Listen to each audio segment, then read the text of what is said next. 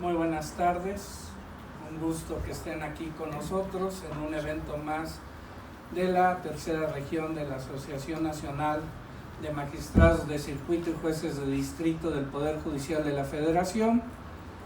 En esta ocasión, para que ustedes puedan disfrutar de la disertación de mi querido amigo Miguel Bonilla, que ayer, para los que estuvieron en el evento, mencioné que es un gran amigo de tiempo atrás, que pudimos conocernos gracias a coincidir primero en el Instituto de la Judicatura Federal, donde él estuvo.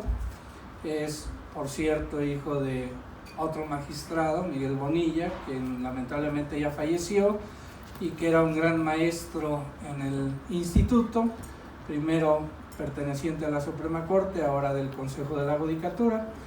Ahí lo conocí, empezamos una amistad, pero donde se estrechó la amistad fue en los tacos de los Gruñones, allí en la glorieta del Escopo. Ahí nos encontramos, nos aventamos y ¿qué hora qué pasó? Y nos dimos cuenta que éramos nosotros y empezamos y fortalecimos la amistad. Pero fuera de esa anécdota, la verdad es de que una de las cosas es admirar la trayectoria de él y su trabajo, porque independientemente de su padre, que era magistrado, lo que yo conozco de él, de Miguel Bonilla hijo, es que su carrera la hizo prácticamente solo. Su trayectoria en el Poder Judicial también. De hecho, incluso alguna vez recuerdo haber escuchado que él quería hacer su propia trayectoria independientemente de. Sin embargo, bueno, pues lo que tenemos en casa, lo que tenemos como influencia, lo hizo que tuviera el camino muy parecido, porque es un doctrinario muy bueno, un buen magistrado, un gran maestro, y además devora libros, que ya quisiéramos mucho tener la capacidad de él y en su momento poder decir todo lo que él absorbió en una manera llana que permite que todo ese conocimiento que adquirió lo transmita y lo podamos entender. Recordemos que a veces los filósofos del derecho ni ellos mismos se entienden. Con él es diferente. Es un buen filósofo del derecho, un gran amigo, le tengo mucho respeto y logramos conseguir que estuviera aquí con nosotros. Y en esta ocasión también, no menos, podemos hablar de quien nos va a moderar el día de hoy, Juan Alfonso Patiño Chávez, quien también tiene su trayectoria, de la que un poquito estábamos hablando, que también tiene sus antecedentes y no penales, pero no decimos más porque no vaya a venir la transformación de cuarta y vaya a empezar a pedir referencias que no debe de tener, porque cada uno de nosotros hemos llegado por nuestro propio esfuerzo y no porque seamos hijos de alguien y ahora padres de alguien. Sin embargo, bueno, aquí están, es un placer estar con ellos y le voy a dar el uso de la palabra para que él nos presente al disertante y lleve la mesa como siempre. Muchas gracias por estar. Adelante. Gracias, muchas gracias al magistrado Humberto Román, un excelente amigo y sin duda las palabras inmerecidas, por lo menos en lo que me atañe, desde luego no en lo que hace a Miguel, que nos acompaña hoy para realizar su plática en relación con la tutela judicial y los formalismos judiciales. Quienes tenemos el gusto de conocer a nuestro Miguel Bonilla, sabemos que es una mezcla de teoría y práctica, y sobre todo al momento de hacer sus exposiciones, intercalarlas para que nos deje perfectamente clara la posición que va a plantear en cada uno de los asuntos de los que nos hable. Me queda claro que esto no será la excepción, así ha sido siempre y seguramente volverá a serlo. Me toca presentar al magistrado Miguel Bonilla López, es abogado por la Escuela Libre de Derecho, magistrado adscrito al 14º Tribunal Colegiado en Materia de Trabajo del Primer Circuito, ha sido actuario y secretario del Tribunal Colegiado de Circuito, del secretario de Estudio y Cuenta de la Suprema Corte de Justicia de la Nación y juez de distrito. Fue integrante del Comité Académico del Instituto de la Judicatura Federal en el bienio 2016-2018. Muchas son sus publicaciones, pero entre ellos se destacan la obra sobre la judicatura, colección de ensayos, tribunales, normas y derechos, los derechos de rango máximo y la inconstitucionalidad de la ley en la jurisprudencia mexicana, constitución y judicatura, los límites del arraigo penal, derechos humanos y función judicial, ensayo de un método, y 12 fábulas para estudiantes de la jurisprudencia. Démosle por favor una gran bienvenida al magistrado Miguel Benavides.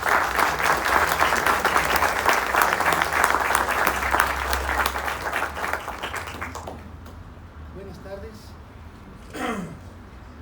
Primero agradecer a la asociación por haber tenido a bien considerar que mi presencia en esta tarde fuera apropiada para su público. Muchas gracias. Desde luego también agradecerles a ustedes. Es una hora bien difícil. Todos venimos quizás de comer, los afortunados, los desafortunados y desafortunadas que a lo mejor vienen directamente del tribunal y en fin. Vamos a comenzar. Tenemos una hora para platicar sobre el tema que nos convoca esta tarde. Desde luego podrá haber preguntas y respuestas, pero tenemos que ceñirnos a ciertos tiempos. Entonces voy a iniciar. En primer término, quiero advertirles que el material fue entregado para que lo pudieran ustedes tener y de esa manera poderlo consultar incluso aquí mismo para poder seguir el hilo de la exposición. Me voy a basar básicamente en ese material que les ha sido entregado, que consiste en una ponencia y una tesis de jurisprudencia del tribunal al que pertenezco. Es sobre eso de lo que vamos a hablar en general. Quienes lo tengan a la mano podrán consultarlo y perfectamente seguirme. Lo tendrán ya pues por escrito. Bueno.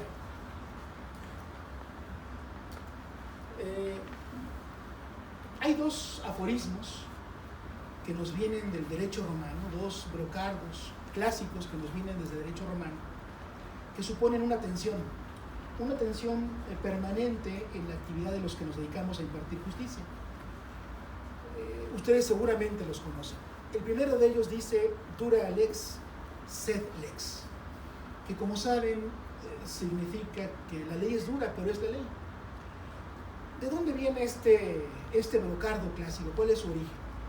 Bueno, si nos atenemos a las fuentes, veremos que en el Digesto, Justiniano refería que el común de las leyes referidas a regular la actividad de las mujeres eran reglas sumamente gravosas para ellas en comparación con las cosas que se regulaban en beneficio de los hombres.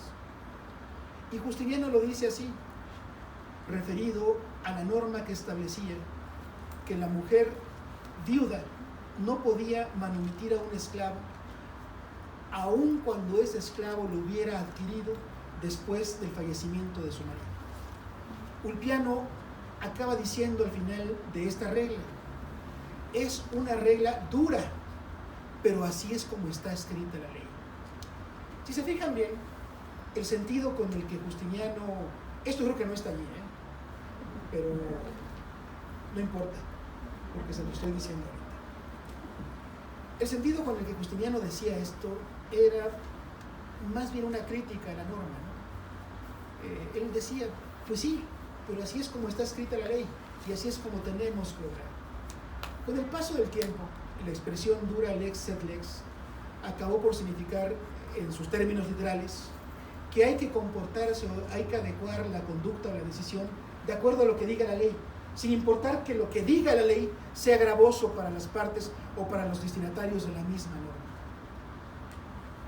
Como sabemos, en este sentido, muchas de las normas jurídicas vienen a ser sumamente gravosas para las personas. Y si nos comportamos de acuerdo con esta máxima, no nos importará ver las particularidades de los casos concretos. Diremos simplemente, con la pena, pero esto es lo que dice la ley, y se acabó. ¿Sí me explico? Bueno. En contrapartida hay otro brocardo clásico, hay otra regla de derecho clásica que nos viene también de los latinajos que nos suelen enseñar en el mundo jurídico, cuando estamos, por ejemplo, en nuestras clases de derecho romano, en nuestras clases de historia del derecho, en fin, en este tipo de materias que vemos en la carrera. ¿Y qué es lo que nos dice esta regla? No se les voy a decir en latín porque es como largo y es como complicado y la verdad es que tampoco me acuerdo cómo va. Pero lo que dice es lo siguiente en español: hágase justicia aunque perezca el mundo. ¿Sí lo ven? ¿Cuál es la historia de esta expresión? ¿De dónde viene? En sus orígenes, la palabra mundo en latín estaba referida no al mundo habitable, no a la tierra, sino a lo mundano, al mundo de la vanidad, al mundo de la prepotencia, de la arrogancia.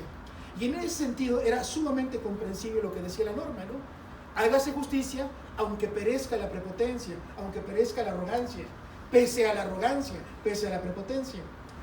Pero los traductores de la regla lo traducen mal y en vez de hablar del mundo como lo mundano, hablan del mundo como lo habitable, como la tierra. Y entonces fíjense cómo cambia completamente de significado. Hágase justicia aunque perezca el mundo. Como diciendo, es más importante realizar la justicia que todo lo demás. No debemos ver otra cosa sino que se haga justicia. Lutero fue el que tergiversó este significado.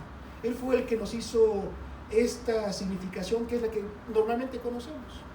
Bueno, ¿por qué digo que estas dos expresiones están en tensión?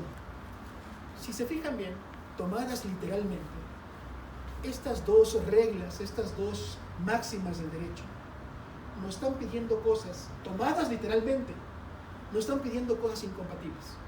Nos están diciendo por un lado qué cosa: así es la ley y que se haga. Y la otra nos está diciendo no, lo que importa es la justicia, aunque el mundo perezca. Nos están poniendo, nos están enfrentando, nos están situando justamente la tensión que existe entre ley y justicia. Están situándonos en esa tensión que en muchas ocasiones, entiendo que la mayor parte de ustedes trabajan aquí en tribunales, y si algunos de ustedes son abogados, igualmente lo van a ver conmigo. Nos están planteando esa tensión que existe entre acato lo que dice la ley aunque se haga una injusticia, o hago justicia pese a lo que disponga la ley. Es una tensión fuerte y es una tensión a la que nos enfrentamos día a día. Bueno, ¿qué hacemos para resolver esa tensión? ¿Con qué herramientas, qué mecanismos son los que tenemos? ¿Cómo debemos comportarnos quienes tenemos la competencia, la facultad de impartir justicia, o la competencia o la facultad de pedirla, o la competencia o la facultad de formular proyectos de sentencia? ¿Qué tenemos que hacer? ¿A qué le hacemos caso? ¿Al hágase la ley aunque lo que al finalmente resolvamos sea injusto? ¿O hagamos justicia y que no nos importe lo que diga la ley? Bueno, quiero transportar esta tensión a lo que ahora sí van a encontrar ustedes en estas hojas que tienen en sus manos: al activismo judicial, a la noción de activismo judicial. Bueno, ¿qué es lo que nos dice el diccionario de la Real Academia sobre el activismo? Nos dice dos cosas. Primero, el activismo es esa situación, dice, esa tendencia a comportarse de un modo extremadamente dinámico. ¿Qué nos está diciendo el diccionario que significa activismo en este sentido? Significa hiperactividad, significa falta de mesura, significa estar inquieto, estar siempre en movimiento. En este sentido, les pregunto a ustedes, ¿valdría la pena que los jueces nos asumiéramos como activistas? Como personas hiperactivas, como personas faltas de mesura, que estuviéramos siempre en movimiento. Pues parece que no. Parece que esto no se amolda muy bien al temperamento que cabría exigir a los jueces. ¿Que cuál es? El de ver las cosas a la distancia, el de ver las cosas con mesura, el de interponer entre las cosas y nosotros un manto, un velo que nos permita no guiarnos por el primer impulso, sino guiarnos por la razón que entiende ese primer impulso. Pero de este sentido de activismo no quiero hablar ahora. Hay un segundo sentido de activismo que también menciona el diccionario y es el que nos interesa. Dice el diccionario que activismo en este segundo sentido significa ejercicio del proselitismo y acción social de carácter público. Esto es, tener una agenda política o una agenda religiosa, una agenda ideológica al final de cuentas, y comportarse de acuerdo con esta agenda, realizar actos o dejar de realizarlos en función de estos fines últimos que en términos políticos o en términos religiosos alguien puede tener. Y en este sentido sí nos podemos preguntar nosotros, ¿es válido hablar de jueces activistas comprometidos con agendas ideológicas, con agendas políticas o agendas religiosas que los lleven a actuar cuando deciden en términos tales que sean consecuentes con esos fines que tienen por mejores? Bueno, yo creo que no, me parece que no. Creo que la única agenda posible para un juez, y desde luego, por extensión, para quienes trabajan con los jueces en el día a día, quienes constituyen sus manos derechas, sus secretarios, no es el comprometerse con agendas políticas o ideológicas, o al menos no si la Constitución no lo permite. El primer límite que tenemos nosotros es el de la Constitución. ¿Qué dice el artículo 128 constitucional en relación con todos los servidores públicos? Pero perdón, ¿vamos bien hasta acá? ¿Sí? ¿Vamos bien? Tenemos una tensión que se nos presenta en el día a día, a lo mejor no en todos los casos, pero sí en muchos, que nos dice, frente a este caso, ¿te inclinas por aplicar la ley y solo la ley? ¿O te inclinas por hacer justicia y solo hacer justicia? Es un dilema. ¿Qué hacemos nosotros para resolverlo? Lo que quiero explicarles ahora es que para hacerlo tenemos que considerarnos activistas, pero en un cierto sentido. No activistas como faltos de mesura, no activistas como comprometidos con una agenda ideológica, salvo que esa agenda ideológica esté expresamente establecida en la Constitución. Vamos bien hasta acá, ¿verdad? ¿Hasta aquí alguna duda? ¿Qué dice el artículo 128 de la Constitución?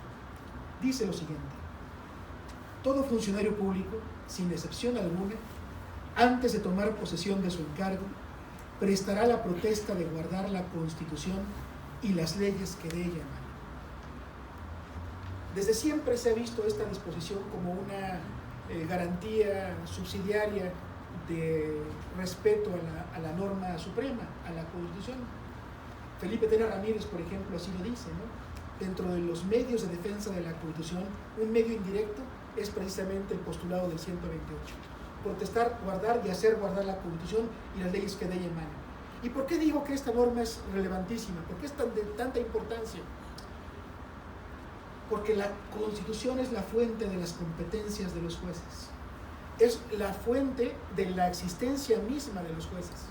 Si nosotros protestamos guardarla y hacerla guardar, significa tanto como decir qué cosa, que todo aquello que contenga la Constitución es nuestro límite, es nuestro medio y es nuestro fin. En el tribunal al que pertenezco, el 14º Tribunal Colegiado en materia de trabajo, tiene una costumbre que yo no había visto en otros lugares. A lo mejor existen otras, pero se las platico. Esa costumbre es la siguiente: cuando entra a trabajar con nosotros una nueva persona, alguien que no había estado trabajando antes en el Poder Judicial, desde el cargo de oficial de servicios y mantenimientos hasta el de secretario, si no tiene antecedentes con nosotros, lo que hacemos es que en la sesión plenaria, en el pleno, después de ver los asuntos jurisdiccionales, citamos a esa persona. Y así sea un oficial judicial de reciente ingreso, la gente nueva, la gente que está ingresando apenas. Y lo que hacemos es tomarle la protesta en los términos que marca la Constitución y leerle lo que dice la Constitución que constituye esa toma de protesta y exigir que el servidor público que se incorpora la rinda, y la rinda en los términos que precisamente lo dice la Constitución. Yo no sé si en otros tribunales lo hagan. Cuando yo entré a trabajar al Poder Judicial, ciertamente no fue mi caso, no me ocurrió, pero considero que es una buena práctica, es una sana y buena práctica, porque le hace ver al nuevo elemento, a ese oficial judicial joven muchacho, muchacha que acaba de entrar a trabajar con nosotros, que no tiene antecedentes en el servicio público, que se está comprometiendo con algo, que es la Constitución. Bueno,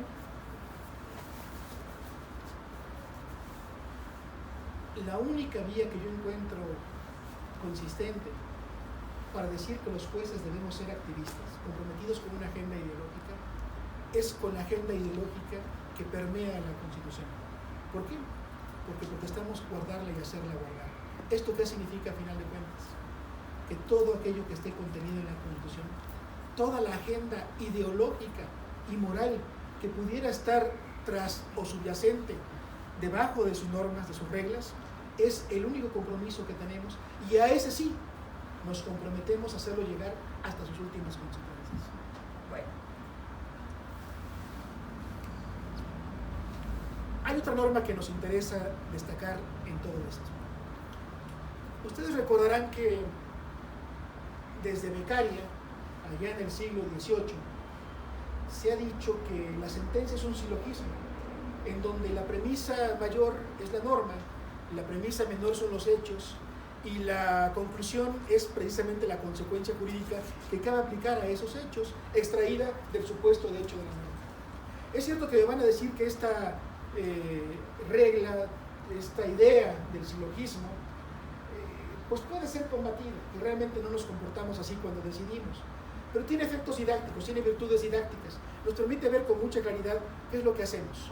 Escogemos una norma, establecemos que ciertos hechos están probados y que están subsumidos en la norma misma, en su supuesto de hecho, y de ahí extraemos una consecuencia.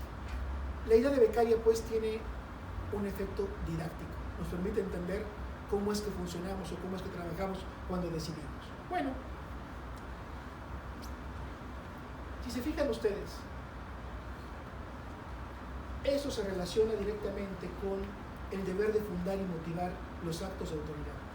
¿Qué somos los jueces sino autoridades? Y como tales, se nos imponen todos los mandatos que son o están dirigidos a las autoridades.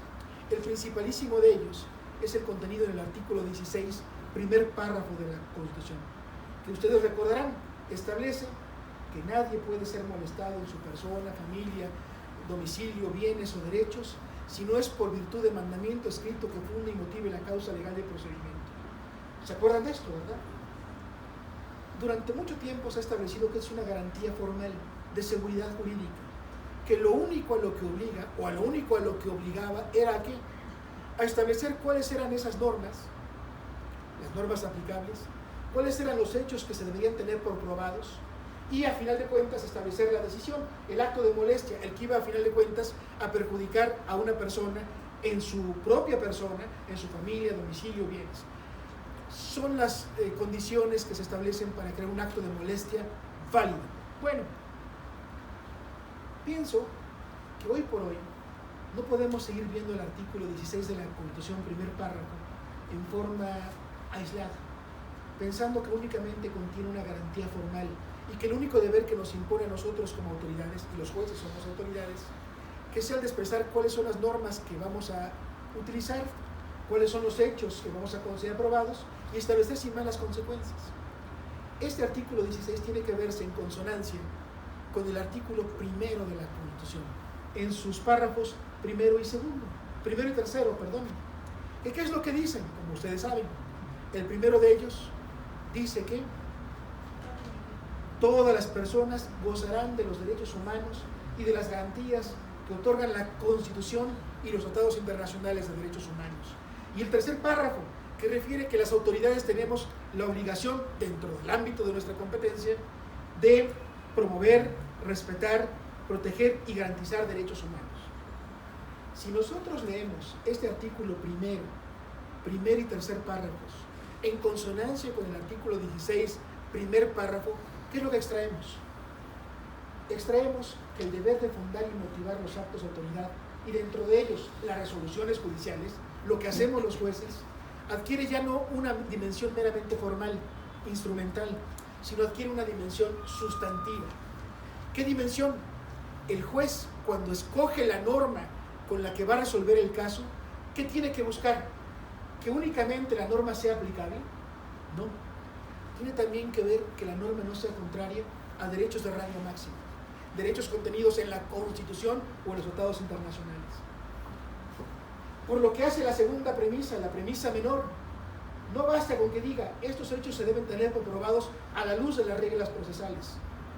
Conforme a lo que dice el artículo primero, en la segunda premisa, la premisa fáctica, el juez tiene que estar cierto de que los hechos que se tienen comprobados no fueron obtenidos por prueba ilícita y establecer y aplicar todas las reglas conducentes a la obtención de prueba lícita. Y finalmente, y lo más importante, que cuando decide el juez, en el acto de decidir, cuando condena, cuando absuelve, cuando ampara, cuando niega, cuando sobresee, incluso cuando decide cualquier auto, decreto o resolución interlocutoria, lo que decida el juez, aquello que imponga como carga a las partes, tampoco debe ser contrario a esos derechos de rango máximo que están contenidos en la Constitución o en los tratados internacionales. En otras palabras, premisa primera de mi discurso: tenemos la obligación de guardar y hacer guardar la Constitución. ¿Esto qué significa? Que todo el contenido de la Constitución nos compromete, por virtud de esta protesta, a llevarlo hasta sus últimas consecuencias. Segundo, si conjuntamos el artículo 16, primer párrafo, con el primero, párrafos primero y tercero, extraemos la consecuencia que el deber de motivar y de fundar nuestros actos tiene una dimensión sustantiva, no nada más formal, que nos impone el deber de que cuando decidamos, escojamos una norma que no sea contraria a derechos, que cuando consideremos probados hechos, estos sean resultado de prueba lícita, y que cuando decidamos, lo que decidamos no sea contrario a derechos de rango máximo de la Constitución o de tratados internacionales. ¿Vamos bien hasta acá? ¿Sí? ¿Sí? Esto incluso hasta en cateos, ¿no? Es más, claramente más en cateos. Lo digo porque vino aquí un grupo numeroso y generoso de personas de cateos, a las que les doy mi agradecimiento en este momento, porque qué ganas de... qué ganas.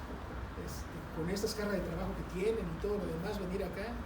Y bueno, y lo mejor es que no se han dormido. Pero bueno. Bueno, ¿vamos bien hasta aquí? ¿Sí?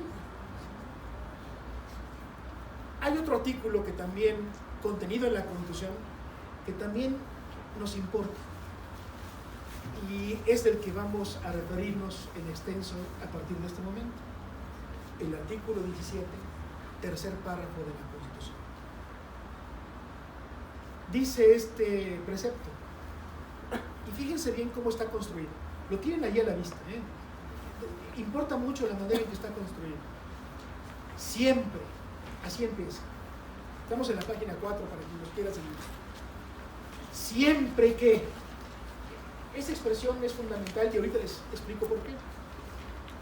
Siempre que no se afecte la igualdad de las partes, el debido proceso u otros derechos en los juicios o procedimientos seguidos en forma de juicio, las autoridades deberán privilegiar la solución del conflicto sobre formalismos procedimentales.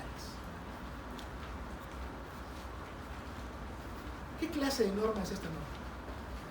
¿Y por qué digo que su estructura, la forma en la que inicia, es sumamente importante? Esta norma, si nos atenemos a una de las teorías normativas más importantes en el mundo jurídico en los últimos 30 años, la teoría de las normas de Manuel Atienza y de Juan Luis Manero, veremos que tiene la forma de algo que ellos denominan directriz. ¿Y qué es una directriz? Una norma que nos impone el deber de alcanzar finalidades valiosas. Una norma categórica. ¿Por qué categórica? Porque nos está diciendo prácticamente que siempre, en cualquier caso, siempre que sea el caso, estás obligado a alcanzar esa finalidad valiosa. Siempre que sea el caso, destinatario de la norma, tienes como deber alcanzar un estado de cosas que se considera valioso. Atienza y Ruiz Madero señalan que esta es la forma canónica del tipo de normas a las que llaman directriz. Y si nos fijamos bien, el párrafo tercero del artículo 17 tiene precisamente esa forma, la de una directriz. Siempre que sea el caso, tú, obligado por la norma, tienes como fin, tienes como deber alcanzar una finalidad. Vamos a verlo. Si tienen a la vista el documento, me gustaría que sí lo viéramos leyéndolo para que lo tengan a la vista. Estamos en la página 4. El párrafo es el tercero e inicia diciendo así: podríamos traducirlo de este modo. ¿Estamos todos allí? Pues el que no... Me parece que hay un desfase. Así es. Bueno, el párrafo inicia diciendo: podríamos traducirlo de este modo. ¿Puede enseñar nomás tu hoja? El mi hoja está acá, Sí, pero no. si te lo pongo aquí te voy a decir igual. Más o menos. Perdón, pero es que si no está parejo, debe ser la tercera o cuarta página. Podríamos traducirlo de este modo.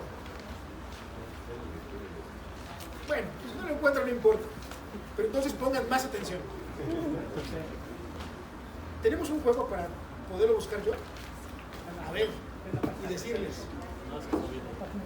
Muchas gracias. Página 38.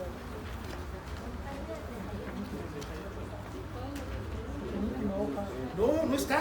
Está la antepenúltima hoja. La página 38. No, pero no está. Al final. Antepenúltima hoja. Sí, pero la 38. alguien me va a escuchar cuando llegue yo mañana a mi reunión. Alguien me va a escuchar. Alguien que está incluso en este salón. Se sienta allá atrás. No está. No está. Pero ¿saben qué? No importa. Está muy Le va a importar a ella.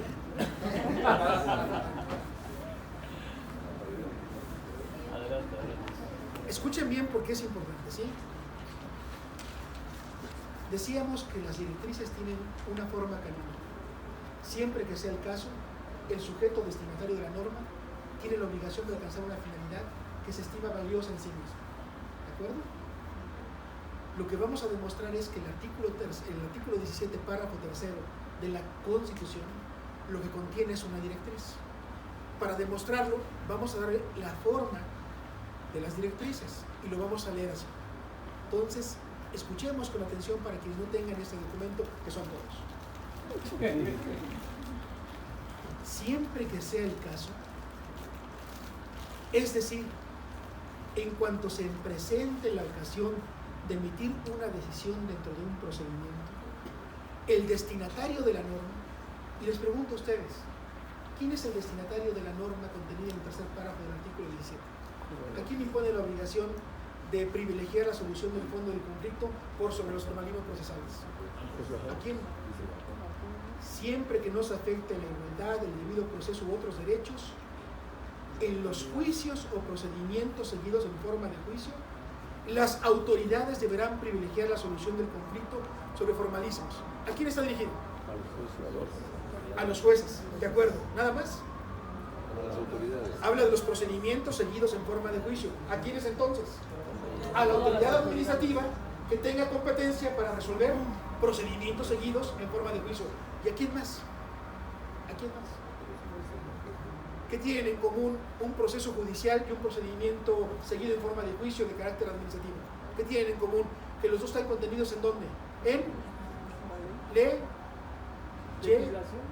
la legislación, en leyes. ¿Quién también tiene entonces el deber de que al diseñar en sus leyes los procesos o procedimientos seguidos en forma de juicio se amolden a esto? ¿Quién es? El legislador, los congresos. ¿Sí se entiende? Los sujetos destinatarios, ¿quiénes son? Los jueces, las autoridades administrativas que siguen procedimientos en forma de juicio y las autoridades legislativas, los congresos, que tienen como facultad ¿cuál? Diseñar el proceso o diseñar el procedimiento seguido en forma de juicio. ¿Vamos bien? Entonces, siempre que sea el caso, siempre que se presente la ocasión de emitir una decisión dentro del procedimiento, el destinatario de la norma, jueces, autoridades administrativas y congresos, deben cuando se dice debes, es tanto como decir estás obligado. Es un carácter deóntico, ¿no? Es un mandato, es una imposición, es una orden, es un deber. Tienes la obligación de alcanzar un estado de cosas, privilegiar la solución del fondo del conflicto por sobre los formalismos procesales. Sí se ve. Lo que estamos viendo en el artículo 17, tercer párrafo, es una directriz. Bueno, ese fin valioso, resolver el fondo del conflicto, es un fin valioso. ¿Por qué? Porque está conectado con la idea misma del tribunal. ¿Para qué están los tribunales sino para decidir conflictos, decidir litigios, lograr la tutela judicial efectiva, resolver a final de cuentas, adjudicando derechos y obligaciones para cualquiera de las partes que han concluido un juicio, significa tanto como decir qué cosa, que se está tutelando, como dice la jurisprudencia, en forma judicial y en forma efectiva, la solución del conflicto. Entonces, el artículo 17, tercer párrafo, establece una directriz, un mandato, una orden para quienes decidimos conflictos o para quienes diseñan las leyes a través de las cuales se deciden conflictos, de privilegiar la solución del fondo del negocio, lograr la tutela judicial efectiva por sobre los formalismos procesales. Esto, si se fijan ustedes, ya había sido dicho por tribunales. Por ejemplo, la Corte Interamericana de Derechos Humanos, esto creo que sí está en la ejecutoria, ¿no? ¿En qué página? ¿En cuál? En la página 40. La Corte Interamericana de Derechos Humanos, por ejemplo, ha sostenido que los jueces, como rectores del proceso, tienen el deber de dirigir y encauzar el procedimiento judicial con el fin de no sacrificar la justicia y el debido proceso legal en pro del formalismo y la impunidad. Fíjense, la primera sala de nuestra Suprema Corte de Justicia, en una jurisprudencia que lleva un título muy largo y que lleva como número de registro, por cierto, aquí me sumo a esa corriente que dice que nosotros y los abogados, ¿cómo vamos el tiempo? ¿Sí? Nosotros y los tribunales, cuando citemos jurisprudencia, creo que ya no estamos con que el semanario y que la Gaceta y que, por Dios, ¿quién usa el semanario y quién usa la Gaceta? Yo no. Yo utilizo la red y voy al banco de datos que se llama, ahora quién sabe cómo le pusieron, pero que antes se llamaba IUS. Y la mejor forma de identificar una tesis no es por su número de consecutivo del tribunal que la emitió, no es por su rubro inclusive. La mejor manera de identificar una tesis es su número de registro digital. Por favor, hago votos porque empecemos a hacer eso. Y más los litigantes. El litigante, si nos diera el número de registro de la tesis se quiere, nos facilitaría tanto las cosas. Y si nosotros les damos los números de registro, les facilitamos tanto las cosas. Pero bueno, este es un paréntesis. Dice la tesis con número de registro 2007064 de la primera sala de la Suprema Corte de Justicia, que la tutela judicial efectiva, en su vertiente de recurso efectivo, implica la obligación para los tribunales de resolver los conflictos que se les plantean sin obstáculos o dilaciones innecesarias. Y fíjense bien, evitando formalismos e interpretaciones no razonables que impidan o dificulten el enjuiciamiento de fondo y la auténtica tutela judicial, por lo que los órganos encargados de administrar justicia, al interpretar los requisitos y las formalidades procesales legalmente previstos, deben tener presente la ratio de la norma para evitar que los meros formalismos impidan el enjuiciamiento de fondo. La Suprema Corte, nuestra Suprema Corte, la Corte Interamericana, ya habían dicho algo muy semejante a lo que establece el artículo 17, tercer párrafo.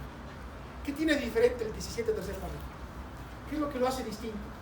¿Por qué podemos decir que el 17 constituye una norma diferente de lo que dijeron la Corte Interamericana y de lo que ha dicho nuestra primera sala de la Suprema Corte?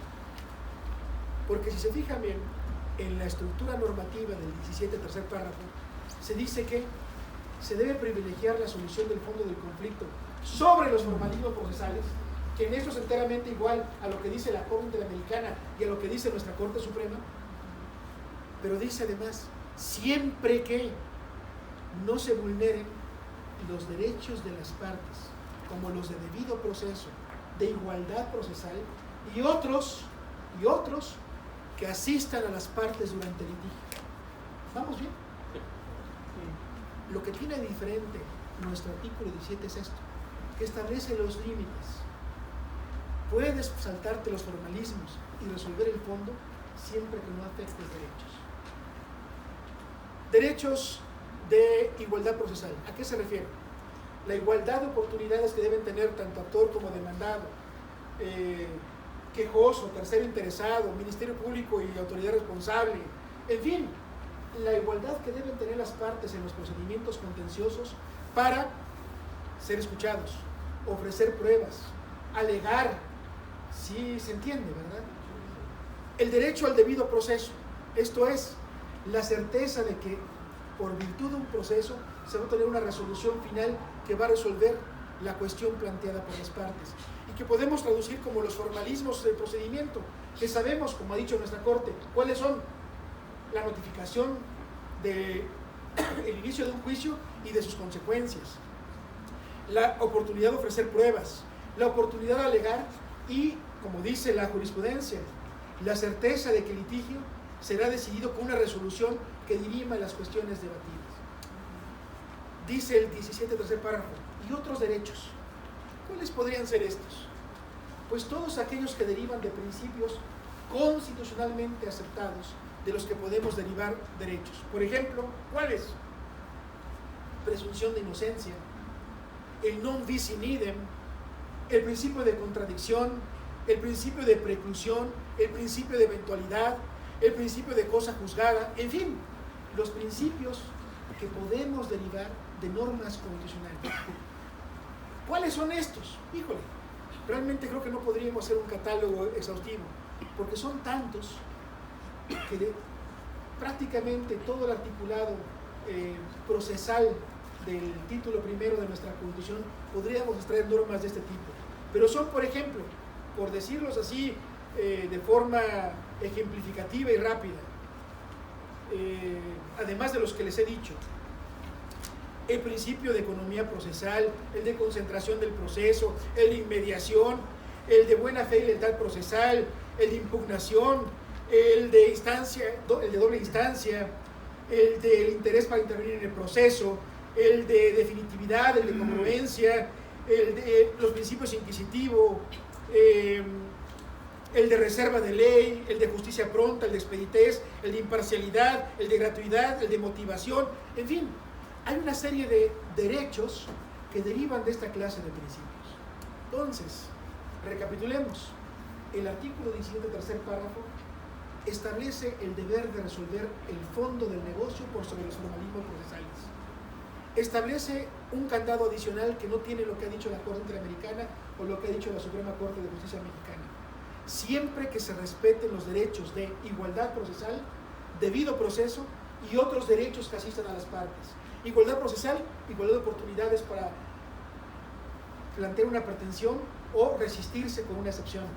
Debido proceso, todas las que conforman la sustancia misma de un procedimiento: notificación, alegación, prueba y obtención de una resolución que dirime el conflicto.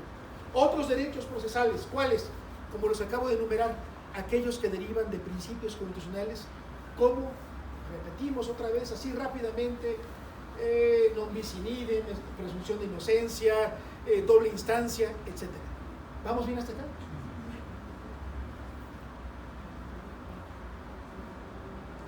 ¿Pero qué más? ¿Qué es lo que hace falta a la Suprema Corte, a la Corte Interamericana, y qué es lo que hace falta también al artículo 17, tercer párrafo, para que acabemos de darle entendimiento completo a este precepto? Bueno, y a la larga, al final de cuentas, me dices que puedo saltarme los formalismos procesales. ¿Pero qué son los formalismos procesales? ¿A qué te refieres, Constitución? ¿Qué quieres decir cuando hablas de formalismo procesales? ¿De qué cosa estamos hablando?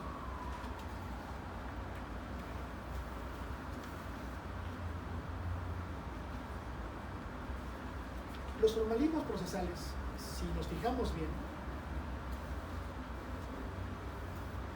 en su forma más sana, en su forma más correcta, en la mejor expresión posible, son aquellos que tienden a garantizar cuando menos tres cosas. Y fíjense bien, lo primero que tiende a garantizar un formalismo procesal es la buena fe de las partes durante el proceso. Segundo,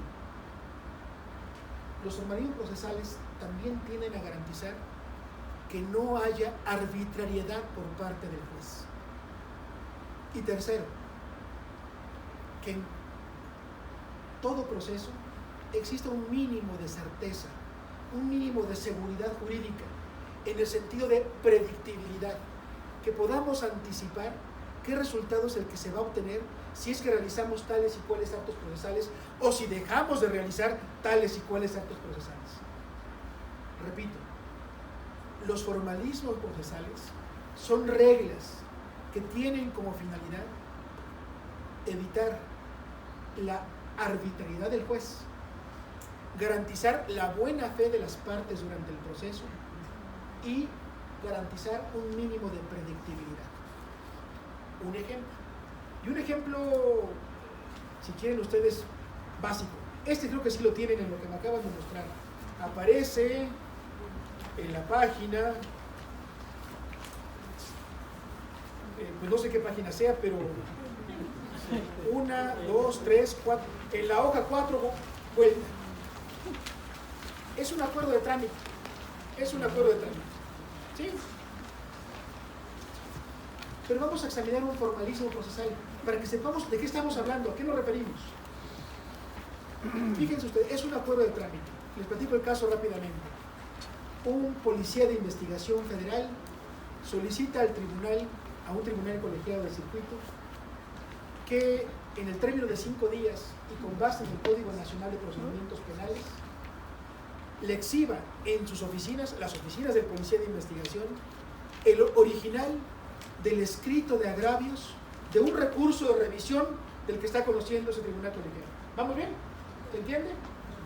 Un policía de investigación le pide al tribunal mediante una promoción: tribunal, hazme llegar el original del escrito de agravios del recurso que tú estás conociendo en el expediente número tal. ¿Se le da o no se le da? ¿Se le entrega o no? Claro que no, pero lo importante no es saber que no, porque no se lo vamos a dar, y menos a los policías de investigación que tenemos. No, perdón, pero sé de qué hablo, no crean, sé de qué hablo. Pero ¿por qué no? ¿Por qué no? Vamos a darle vuelta.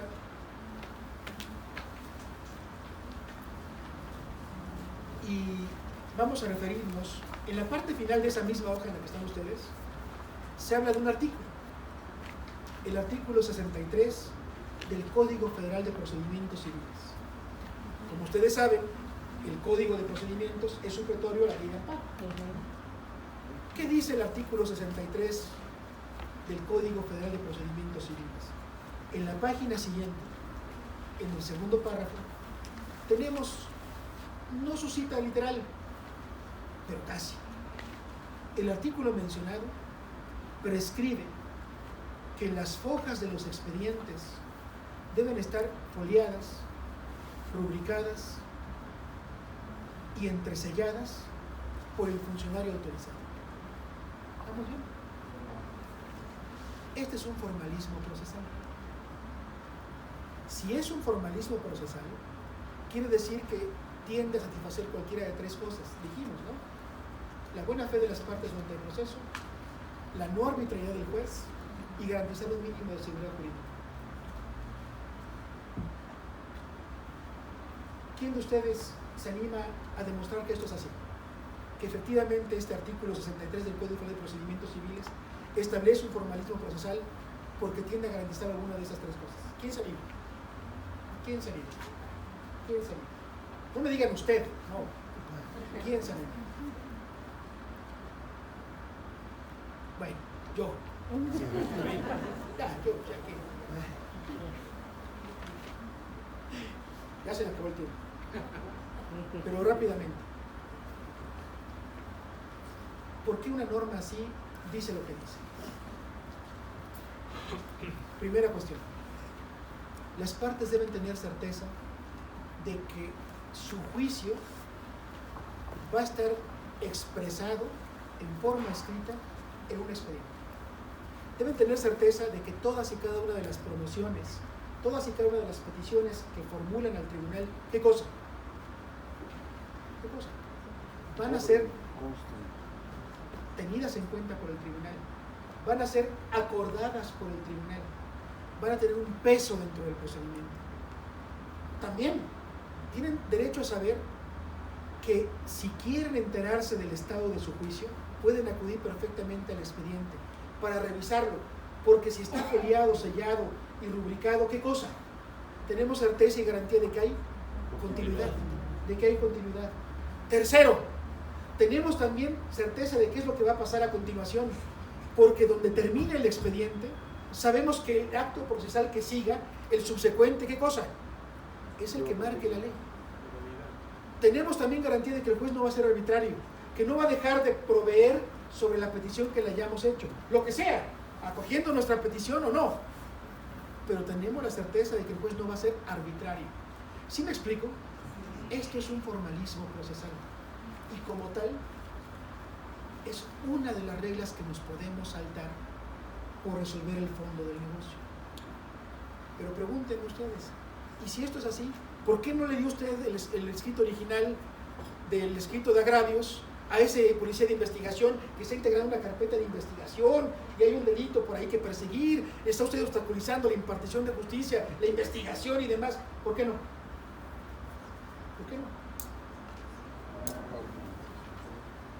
Porque estaría violando derechos de las partes. ¿Cuáles? ¿Cuáles dijimos que son a los que se refiere el 17 tercer párrafo? Igualdad de las partes, debido proceso y otros derechos procesales. Si yo acogiera la petición del Ministerio Público, del Policía de Investigación, ¿qué derechos estaría yo violentando en perjuicio de las partes? ¿Cuáles? ¿Cuáles? ¿Sí los violaría o no? No, sin duda, por supuesto. ¿Cuáles? ¿Cuáles? Oye, dame por favor, por ejemplo, ¿cuál? Los deberes que tenemos de mantener la secrecía de las cuestiones que se están planteando ante nosotros. ¿Y esto en virtud de qué? ¿Eso en virtud de qué? De que el proceso es un proceso que tiene que garantizar ¿qué cosa? Las pretensiones y excepciones que formulen ¿quiénes? Las partes, y nada más que las partes, ¿no? No garantizaría la plena legalidad, ¿no? También, ¿no? Estaríamos violentando, en fin. Entonces, fíjense cómo, sí, está muy bien. Hay un formalismo procesal, entendemos cuál es su función, contrastamos con derechos procesales y establecemos si es dable o no es dable. Bueno, como ya me quedan como 2 minutos, voy a terminar acá, o casi voy a terminar acá. Nosotros en el tribunal, los magistrados que lo integramos, los 3 magistrados que lo integramos, discutimos estas cuestiones en muchos casos y lo hemos hecho en muchos asuntos. Emitimos una jurisprudencia, que esa espero que sí la tengan. Sí, sí está. No está. No está. No está. No está. No está. Y ya sabemos de quién no hay derecho garantizado para el día de mañana.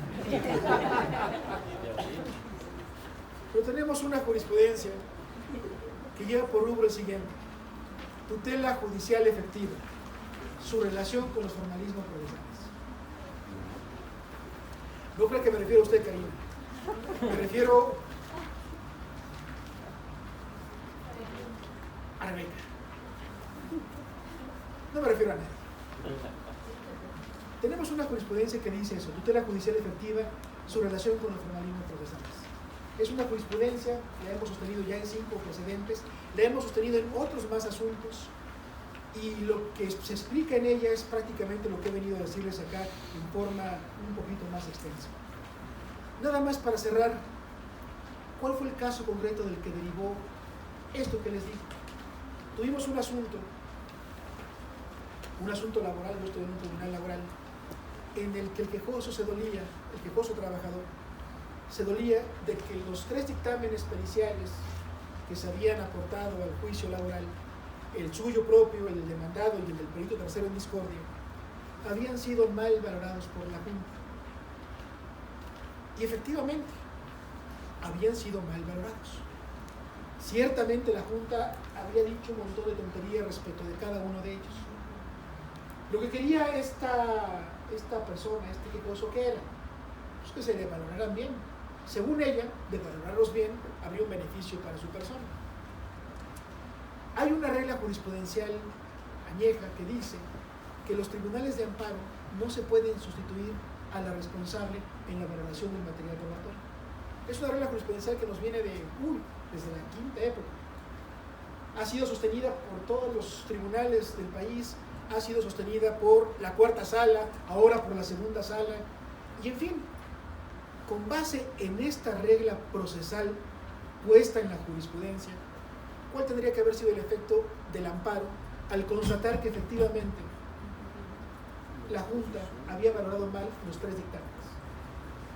¿Cuál habría tenido que ser el efecto?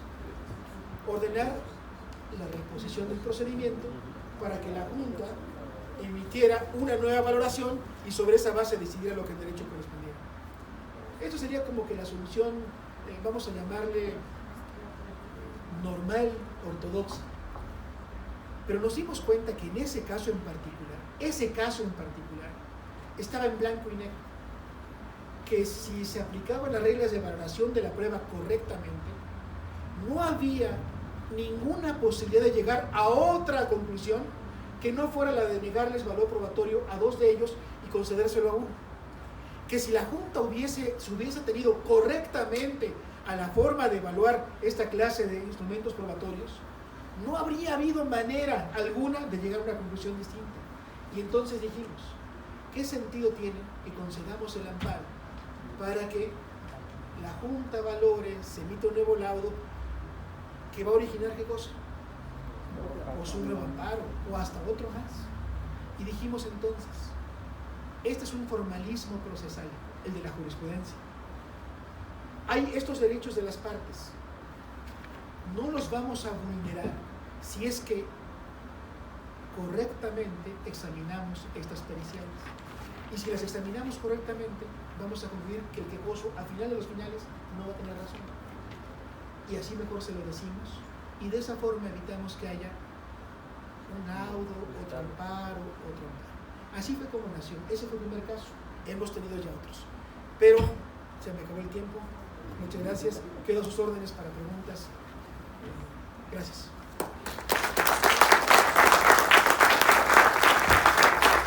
Muchas gracias al magistrado Miguel Bonilla. Para todos ustedes que estén interesados, parece que va a haber una vacante en el 14º Tribunal Colegiado en Materia de Trabajo. Lleven sus currículums si estén interesados. A lo mejor es muy interesante lo que nos ha dicho el señor magistrado, y está envuelto en el contexto también de la reforma a la ley de amparo que sostiene también este principio de privilegiar la resolución de la controversia. Práctica muy común, quizás más común de lo que pareciera.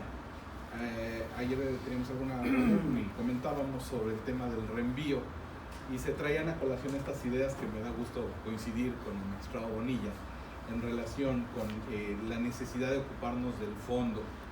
Claro que el diablo está en los detalles, y qué son las violaciones al procedimiento y cuáles son las violaciones al principio de igualdad, pues ahí cada caso planteará los retos, y es ahí donde me parece a mí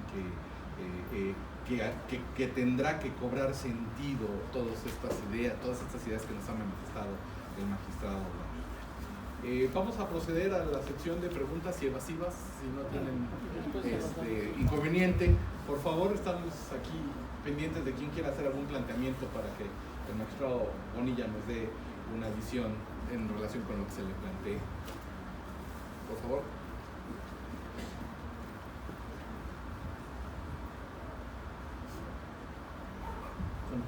Buenas tardes, magistrado. Buenas tardes. Excelente exposición. Gracias. Muy clara, como lo decían desde hace un rato.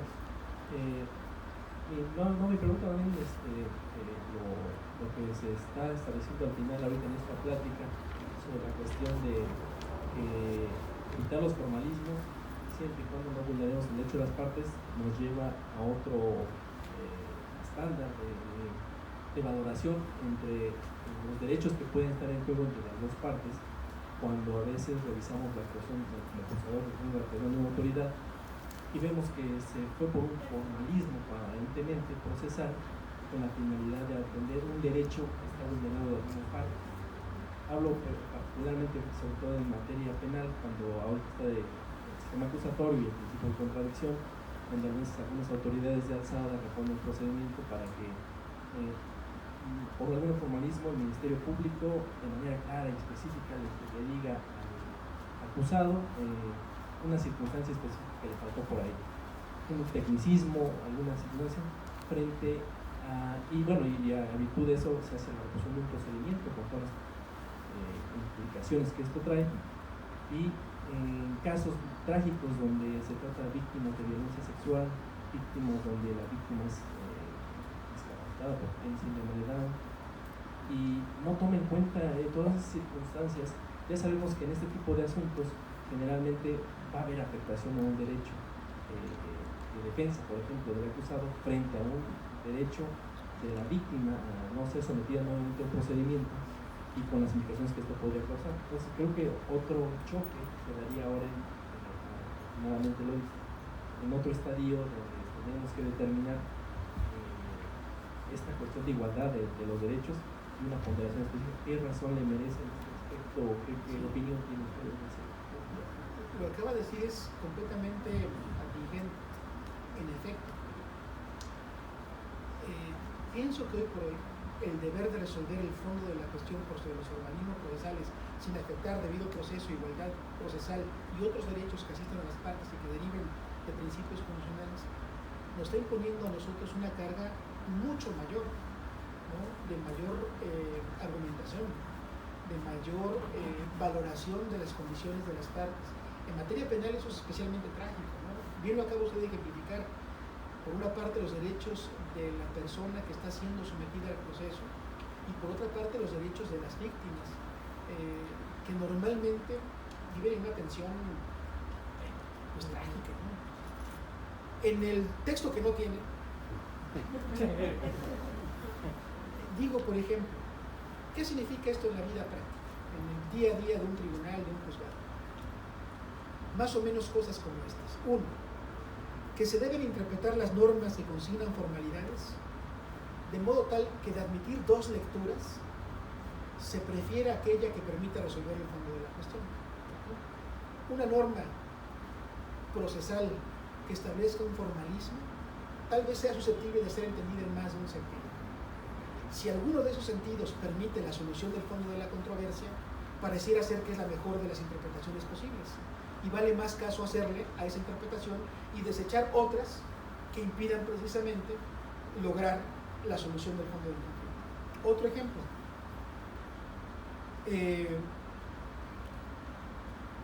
Se tiene que tomar como base para el examen de las demandas la noción de causa de pedir, ¿no? Antes que establecer con toda rigurosidad que la pretensión esté perfectamente plasmada, que el concepto de violación esté perfectamente definido, establecido, a lo que debemos atender nosotros más bien es a la noción de causa de pedir. Y eso también va a implicar redimensionar desde mi punto de vista cosas que hasta este momento veíamos como comunes: el principio de estricto derecho, las limitaciones a la suplencia de la queja, y no solamente el amparo, ¿no?, sino los procedimientos comunes y ordinarios. Entonces, aquí van dos ejemplos. Un tercero, que si es juez de alzada precisamente, la reposición del procedimiento es quizás la menos deseable de las soluciones, y que solamente se debe optar por ella si es que de decretarla se habrá tenido ya la certidumbre de que es la mejor manera de lograr una solución del fondo del conflicto. Entonces, si recordamos lo que decía al inicio, estamos comprometidos con guardar y hacer guardar la Constitución.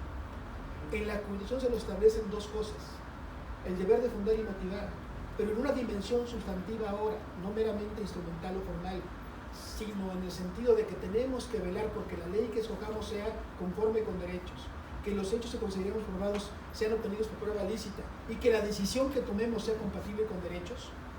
Entonces, resolver el fondo de la cuestión efectivamente nos está imponiendo un deber muchísimo mayor de valoración, de sopesar, de escudriñar bien el expediente para ver qué derechos pueden verse afectados o no. Ejemplos, tal vez esos tres que les haya yo dicho, ¿no? Interpretar el formalismo de forma tal que nos permita resolver el fondo de la cuestión, si es que admite más una interpretación. 2. Estar convencidos de que en ocasiones hay formalismos que no son susceptibles de ser derrotados. ¿Por qué? Porque tienden a velar por otra serie de valores propios del orden jurídico. Pongo por caso las causas de improcedencia. Normalmente las causas de improcedencia tienen que entenderse en su literalidad. Lo que sí podemos hacer es valorar los hechos en los cuales queremos encuadrar tal o cual causa de improcedencia, pero eso es diferente. 3. Establecer, por ejemplo, que la reposición del procedimiento siempre es la peor de las soluciones posibles y que solamente deberemos optar por ella si es que tenemos la certeza, el convencimiento de que solo así se va a lograr la solución del fondo del conflicto. Pero es caso por caso, ¿no? Pienso, sin embargo, que lo que dice el 17 tercer párrafo es muy útil y que debemos verlo de esa manera. Sí, soluciona el fondo del conflicto, pero no tontas y locas. En el juicio que hagas para solucionar el fondo del conflicto tienes que razonar por qué no violentas derechos de las partes, estos derechos. Tienes que ver cuál es la razón subyacente a las formalidades para ver si es posible cumplir con ambas exigencias, el dura les sed lex y el hágase justicia aunque perezca el mundo, de la mejor de las formas posibles. Pero tiene usted toda la razón. Gracias.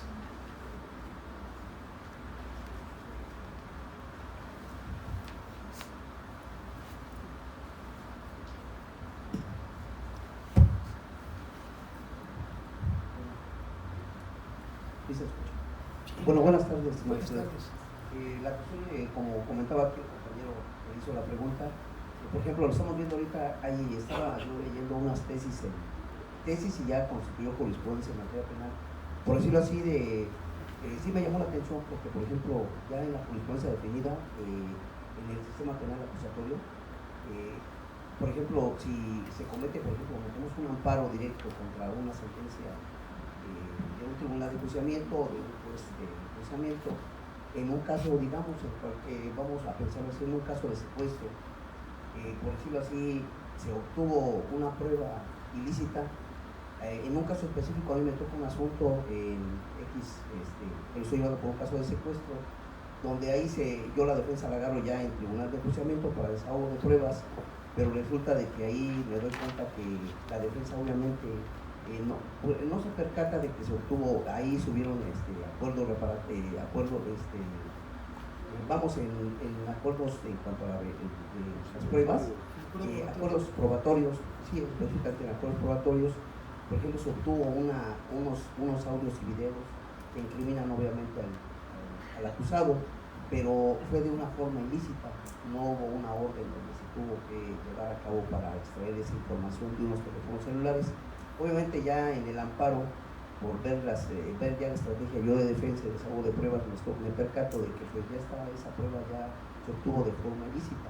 Entonces ya viendo esas jurisprudencias, pues ya hay definida jurisprudencia en el sentido de que establece la Suprema Corte de que como ya no se agotaron los medios de impugnación en contra de esos acuerdos probatorios de la etapa intermedia y claro que podía haber promovido un amparo indirecto, ya fallan en el sentido esas jurisprudencias de que ya no es procedente en el amparo.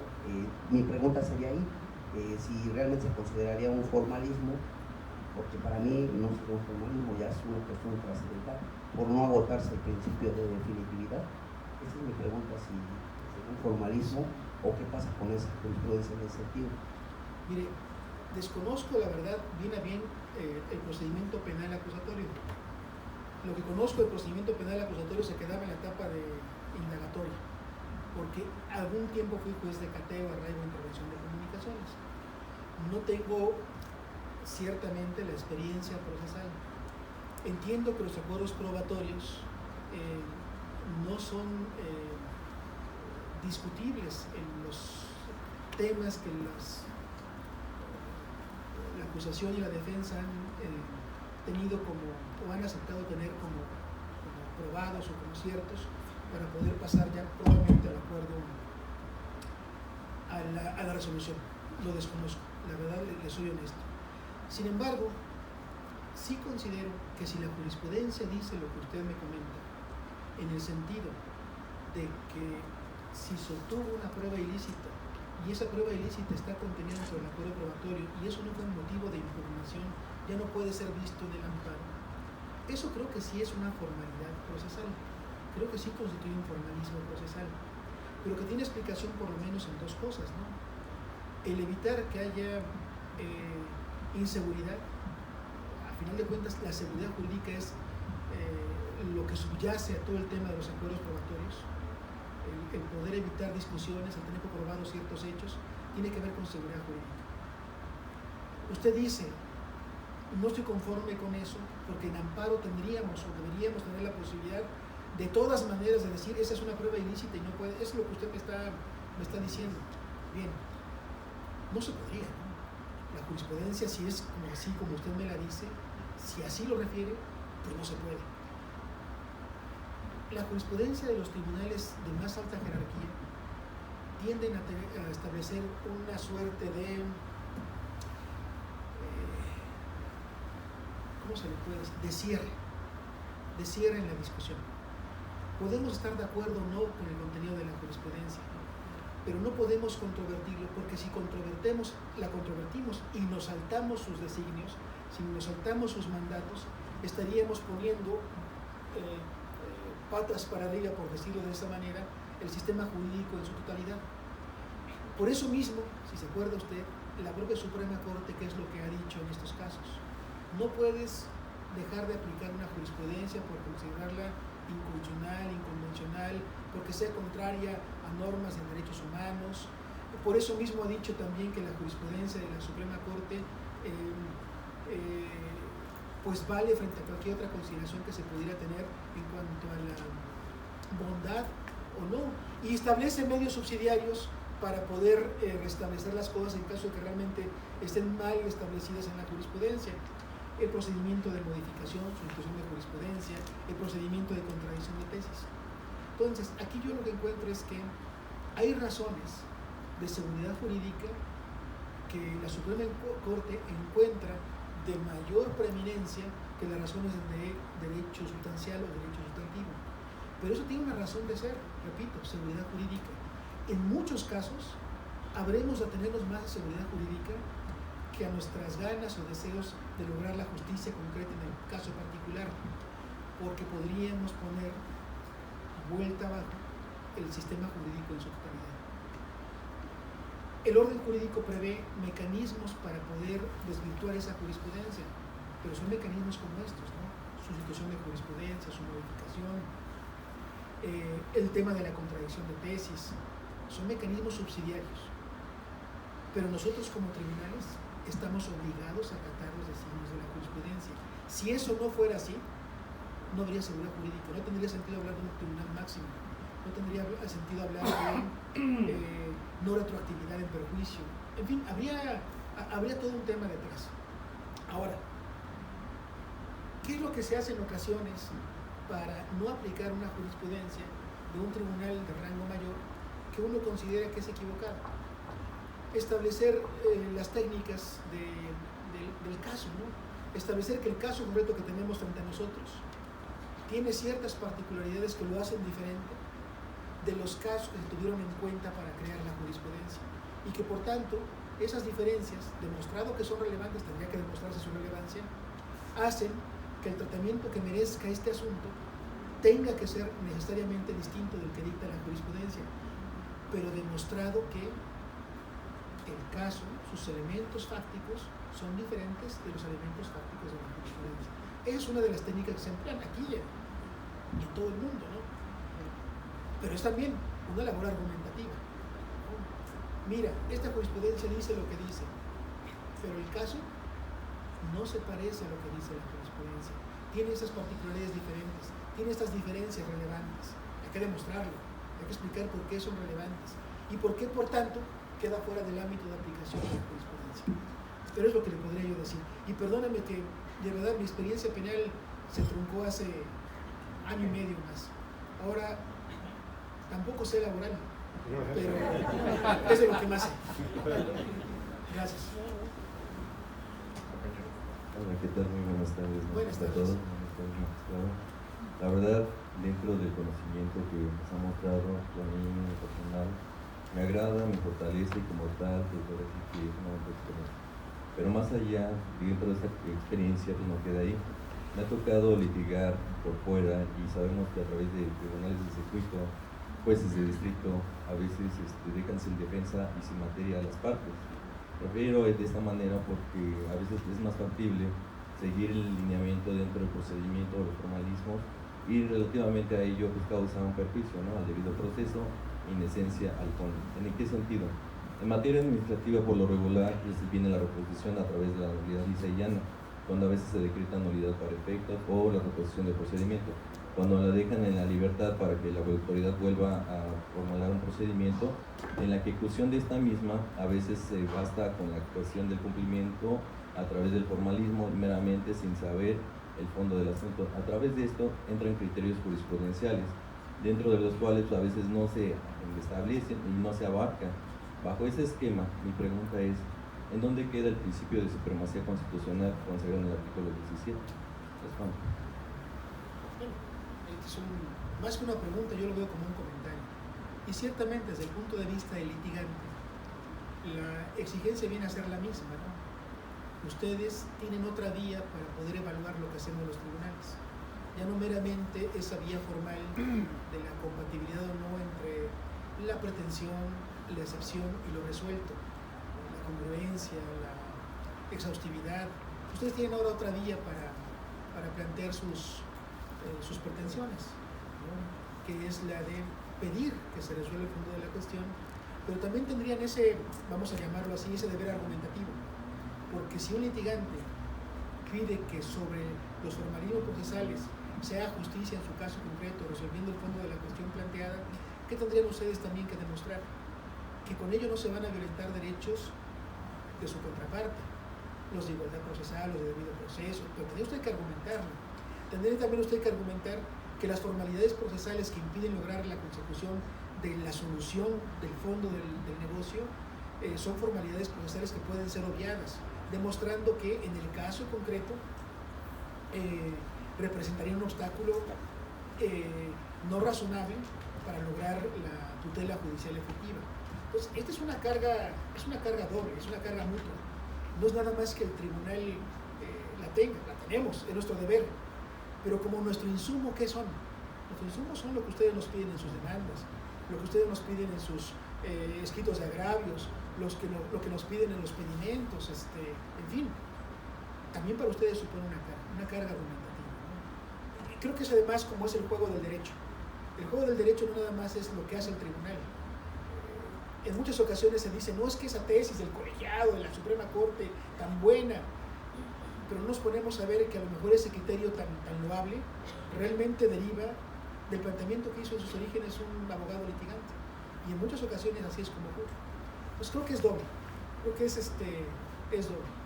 Ahora, debemos también buscar un cambio de mentalidad de este lado, sí, también del lado de ustedes. ¿Cómo se logra esto? Con esta clase de foros, discutiéndolo. También pienso que, les decía yo, si la Constitución es la base de nuestra actuación, la que nos impone nuestros límites, la que nos da los fines que debemos perseguir, la que nos fija nuestras competencias, ¿qué no el estudio del derecho constitucional tendría que ser el principalísimo factor a considerar para cuando se evalúa a alguien que quiere ser juez?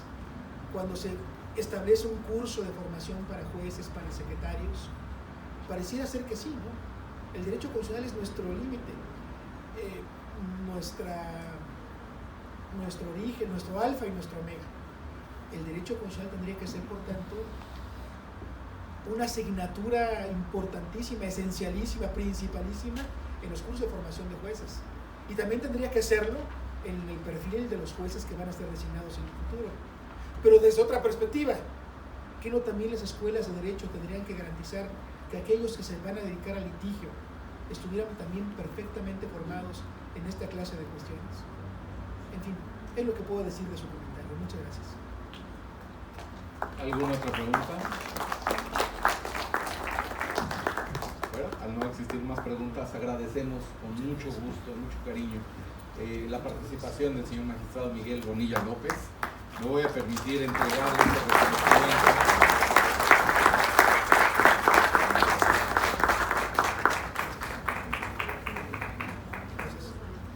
Gracias, Humberto.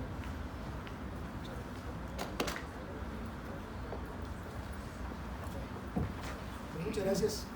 Que tengan ustedes buena tarde. Reconocimiento que otorga la tercera región de la Asociación Nacional de Magistrados de Circuito y Jueces de Distrito, dirigida gratamente por el señor magistrado Humberto Román, a quien le cedo el uso de la palabra para los avisos finales. Muchas gracias. Y obviamente, antes de entregarle su reconocimiento al magistrado Patiño por haber estado aquí apoyándonos, también quiero hacer algunos comentarios que creo necesarios, independientemente de hacer el comentario de que desde abajo, en algunos momentos, cuando estabas hablando, veía a tu padre, te pareces más de lo que yo pensaba, y no solamente físicamente, sino también en la cuestión académica que decía. También recordé que tu padre y mi padre fueron buenos amigos. Cosa curiosa, eran muy buenos amigos y nosotros no nos conocíamos, y nos conocimos de forma diferente, y hemos generado también una buena amistad. Ya les decía yo que es un placer escucharlo. Me ha tocado oírlo muchas veces, comentar con él, y advirtieron cómo, a pesar de que utilizó en un momento dado términos jurídicos, su explicación no fue tan jurídica, de tal manera que nos pudiera ayudar a entender muchas cosas. Y habló de unos temas que me gustaría que los tomáramos en cuenta para efecto de poder después realizar otro evento en donde tengamos estos temas. Uno que nada tiene que ver en tenerlo en cuenta, pero sí es importante. Tocaste el tema de la protesta, y es un tema bastante interesante porque parece que nos olvidamos que todo servidor público, léase ejecutivo, legislativo, jurisdiccional, federal, local, municipal o lo que sea, tiene que hacer una protesta. Y esto en un examen de grado en el que me tocó participar como sínodo, de hecho incluso como presidente. Una sínodo nos dice, bueno, ¿y saben ustedes de dónde viene la protesta? Y nosotros dos nos quedamos, ups, el examen es para qué, no para nosotros. ¿Qué pasó? Y nos dice, originalmente, en sus inicios de las sociedades, el término era protestis y significaba por mis testículos, porque solo los hombres tenían derecho a tener cargos públicos, y entonces lo hacían de esa manera, y entonces ya sabían que si no cumplían, pues le tenían que decir adiós a una parte del cuerpo, adiós los testículos. Pero cuando llega la primera mujer a un cargo público, dijeron protestis, como que no tiene sentido, tenemos que buscarle otra circunstancia. Y entonces le pusieron protesta, por mi testa, por los conocimientos que tengo para estar en el cargo. Y esto nos lleva a la parte interesante que él dijo: se protesta cumplir con la Constitución y con las leyes. ¿Y qué hacen algunas autoridades? Y no quiero hablar del legislativo y el ejecutivo, porque ya sabemos. Efectivamente también tenemos algunos problemas en el jurisdiccional, pero si advertimos en la vida diaria de los órganos encargados de resolver las situaciones de la sociedad, pues encontramos que la protesta muchas veces queda en solamente un acto en el que se llama a los amigos y después se olvida de la Constitución, de los tratados y las leyes. Entonces es un tema muy interesante que habría que hacerlo conocer para determinar que tenemos límites. Y no solamente nosotros, hablaste del activismo. ¿El activismo es libre? ¿O hasta dónde está el límite del activismo? Y tú lo marcaste en el sentido de la Constitución. Yo lo marcaría mucho más allá, porque para mí la moda de los derechos humanos vino a ser toda esa parafernaria que nos dijeron: ahora sí tenemos derechos humanos. Y la Constitución de 57 y la Constitución de 17, ¿qué nos dicen? Eso, el 133, que no ha sido modificado afortunadamente por el legislador y que es una referencia casi textual de la Constitución de 57, señala: la Constitución, los tratados internacionales firmados y ratificados, las leyes federales, son la norma suprema, es decir, son lo que tenemos que respetar y ver como un límite, y ahí están los derechos fundamentales.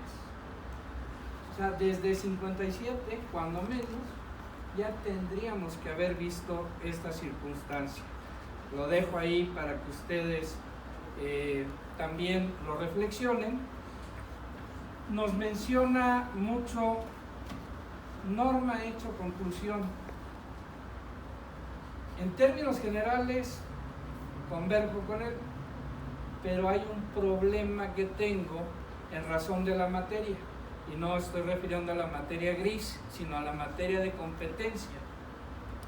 Penal, ¿es norma, hecho, conclusión? ¿O es hecho, norma, conclusión?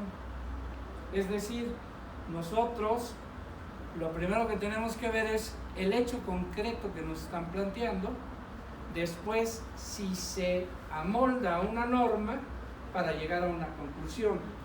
Es como se tiene que ver la teoría del delito y cómo se tiene que hacer el planteamiento. Hay un hecho de esta naturaleza, hay una norma que lo permite o que lo prohíbe, y la conclusión es la consecuencia de haber realizado esa conducta. Si es favorable para la persona, pues la conclusión es: no hay delito. Si no es favorable, es delito, y entonces trae toda la consecuencia del procedimiento.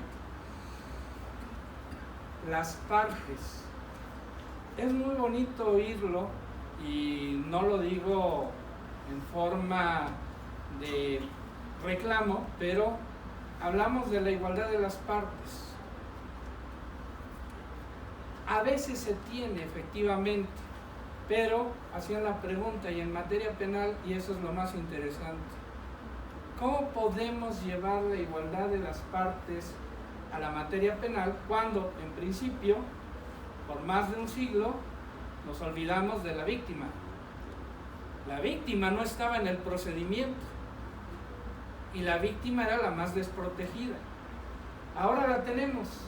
Hablamos de igualdad de las partes, pero seguimos con la mentalidad de que el derecho fundamental es del delincuente y no del ciudadano, y no de la sociedad en general. Yo insisto que la primera persona que sufre el hecho delictivo es la sociedad, independientemente de la persona a la que roben, violen dañen, etcétera. ¿Por qué? Porque las normas penales son para proteger a la sociedad, además del individuo. La sociedad busca que cada individuo cumpla con principios y valores que hagan que la sociedad pueda estar tranquila. En el momento que se violenta a uno de sus ciudadanos, la sociedad está indignada y también el ciudadano. Y entonces cuando hablamos privilegiar la igualdad de las partes, empiezan los líos en materia penal. ¿Por qué?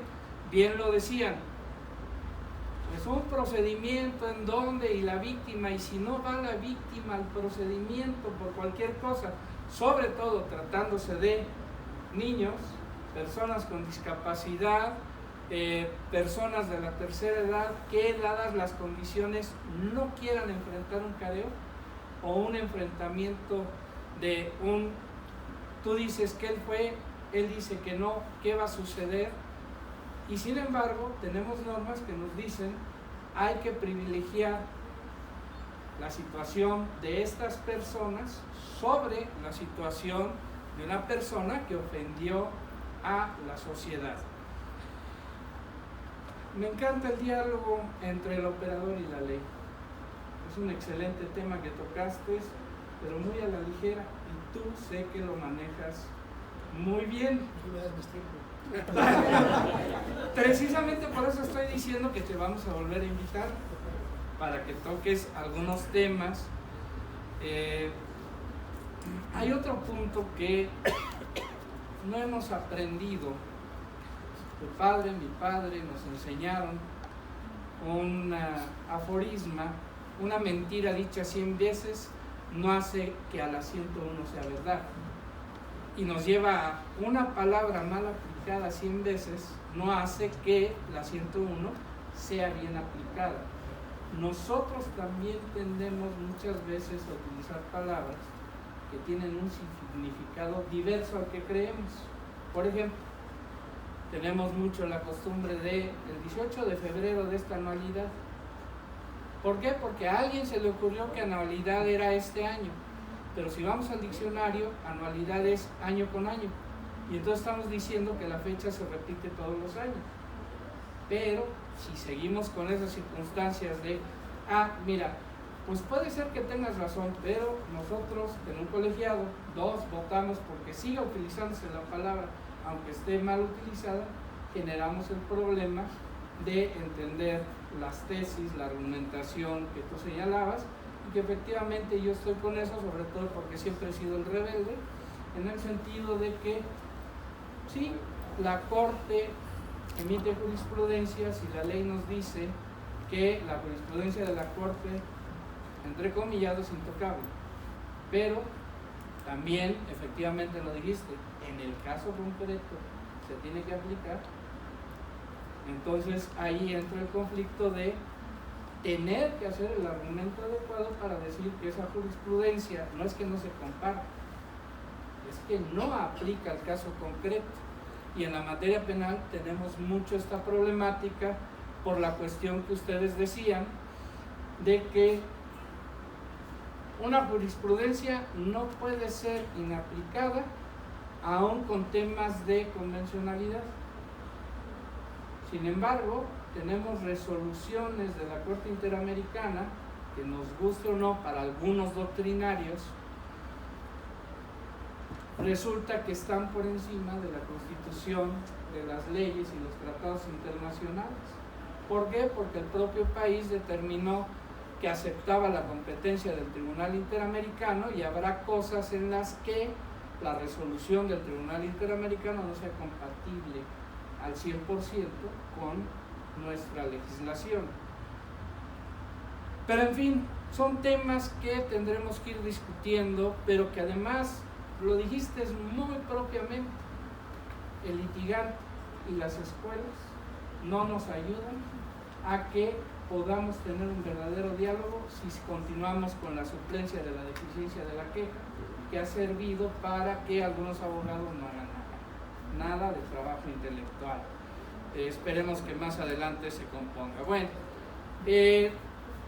Le otorgamos el reconocimiento al magistrado Juan Alfonso Patiño Chávez, firmamos el magistrado José Luis Caballero Rodríguez, que es el subdirector, y yo como el director. Muchísimas gracias, amigos.